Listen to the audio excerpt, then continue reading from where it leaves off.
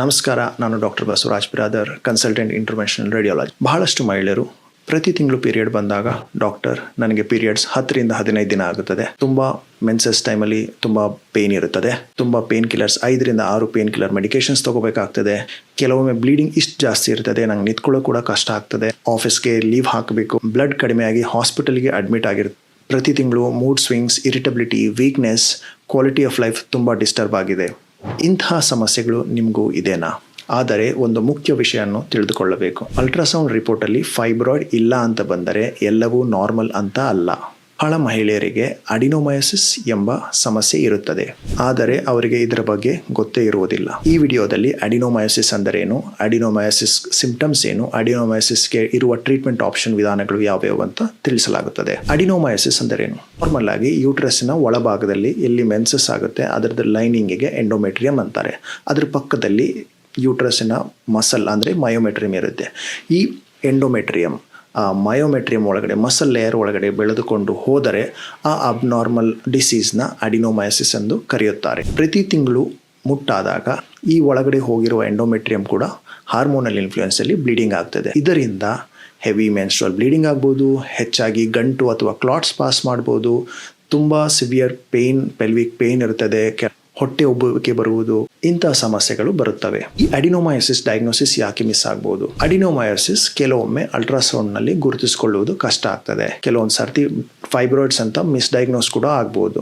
MRI ಈ ಅಡಿನೋಮಯೋಸಿಸ್ನ diagnose ಮಾಡಲು ಕಂಡುಹಿಡಿಯಲು ಹೆಚ್ಚು ಅಕ್ಯುರೇಟ್ ಆಗಿರುತ್ತದೆ. ಈ ಅಡಿನೋಮಯೋಸಿಸ್ಗೆ ಯಾವ ರೀತಿ ಟ್ರೀಟ್ಮೆಂಟ್ ವಿಧಾನಗಳಿದೆ? ಪೇನ್ ಕಿಲ್ಲರ್ಸ್ ಇಲ್ಲ ಹಾರ್ಮೋನಲ್ ಮೆಡಿಸಿನ್ಸ್ ಕೊಡ್ತಾರೆ, ಬಟ್ ಅದರಿಂದ ಮೇನ್ ಡಿಸೀಸ್ ಪ್ರಾಸೆಸ್ನ ಟ್ರೀಟ್ ಮಾಡೋಕ್ಕಾಗಲ್ಲ. ಹಾರ್ಮೋನಲ್ ಮೆಡಿಸಿನ್ ನಿಲ್ಲಿಸಿದ ತಕ್ಷಣ ಮತ್ತೆ ಸಿಂಪ್ಟಮ್ಸ್ ವಾಪಸ್ ಬರ್ತದೆ.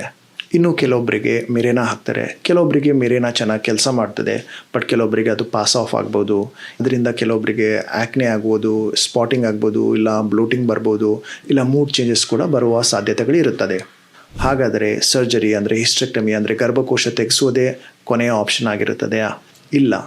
ಇನ್ನೊಂದು ಎಫೆಕ್ಟಿವ್ ಟ್ರೀಟ್ಮೆಂಟ್ ಅಂದರೆ ಯೂಟ್ರೈನ್ ಆರ್ಟರಿ ಎಂಬೊಲೈಸೇಷನ್. ಇದು ಸರ್ಜರಿ ಅಲ್ಲ, ಇದರಲ್ಲಿ ಯಾವುದೇ ರೀತಿ ಹೊಟ್ಟೆ ಕತ್ತರಿಸುವುದಿರುವುದಿಲ್ಲ. ಕೇವಲ ಸಣ್ಣ ಕ್ಯಾಥೆಟರ್ ಮೂಲಕ ಕಾಲಿನ ಮುಖಾಂತರ ಯೂಟ್ರಸ್ ಒಳಗಡೆ ಈ ಅಡಿನೋಮಯೋಸಿಸ್ ಅಬ್ನಾರ್ಮಲ್ ಟಿಶ್ಯೂಗೆ ಸಪ್ಲೈ ಮಾಡುವ ರಕ್ತನಾಳಗಳಲ್ಲಿ ಕೆಲವೊಂದು ಪಾರ್ಟಿಕಲ್ಸ್ ಅಂತ ಹಾಕಿ ಈ ಅಡಿನೋಮಯೋಸಿಸ್ನನ್ನು ಟ್ರೀಟ್ ಮಾಡಲಾಗುತ್ತದೆ.